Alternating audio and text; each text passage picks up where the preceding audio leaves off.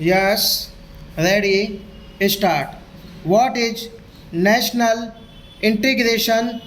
It is first and foremost emotional feeling that binds all individual citizens of this country into one of the great nations. The Indian society is essential plural with immense diversities of language, culture, local customs and traditions in food, dress, family life, and social intercourse and religion. It is this immense diversity with that often tempts people to regard India not as a country but as a continent or a miniature world and makes Indian life a grand variegated mosaic of peerless beauty.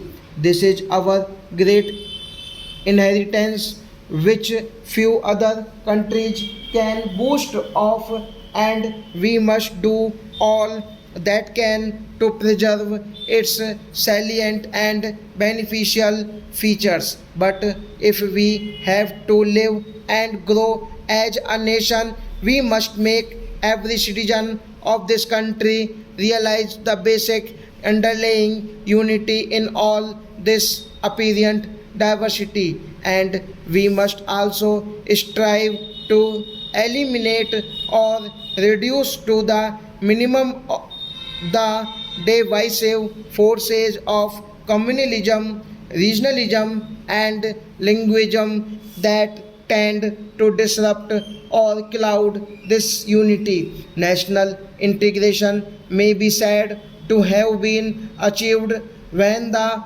positive and unifying forces reign supreme in national life and the negative and divisive trends are controlled if not totally eliminated. This is our goal. It is in this direction that we have been moving throughout our long history.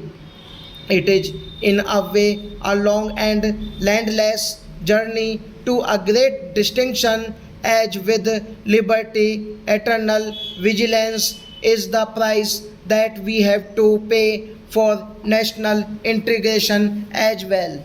The binding together of all citizens in spite of all their diversities into one nation has to be attempted in several directions. It is not a single strand but a union of several strands which will determine the strength of the national fabric. National integration will therefore have to be positively sought through political, economic, and social development, through education, through a decentralized, just, and fair administration, and through the generation of confidence and a feeling of security among the majority groups. Each of these aspects deserves some examination. To begin with,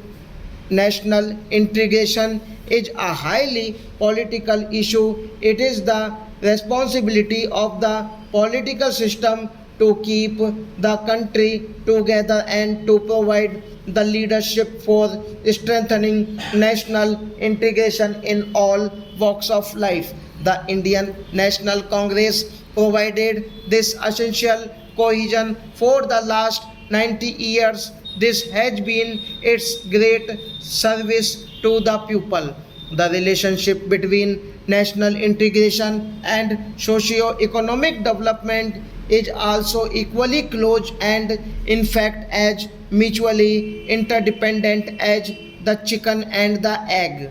National integration, which is needed for the very survival of a nation, is a precondition for development because India must live before and can grow at the same time. How can feelings of national integration survive for long in a situation of great poverty, where nearly half of the entire population lives below the poverty line, and where there are large disparities in income between one social group and together another. We must therefore strive our best to abolish at least the government in the organized industry and in the public sector corporations whose incomes and perquisites are well above the general economic level of the population. On the other hand, we have large masses of very poor people live in urban slums, small and marginal farmers and landless agricultural laborers in rural areas who are unemployed or underemployed, whose incomes are very low and who cannot even look forward to two square meals a day for most of the year. I know this from my personal experience because I have lived for last 6 years in rural areas and worked as a farmer. How can we hope to have a cohesive society or national integration in a background of such glaring socio-economic inequalities and injustice? We must therefore strive to bring about rapid socio-economic development with social justice. This will create a healthy and hopeful atmosphere in country and reduce the inevitable consequences which extreme disparities generate greater and more rapid socio-economic development will follow. It is this golden cycle we must try to establish the creation of conditions in which every citizen may be effectively involved in the administrative processes is yet another aspect of national integration.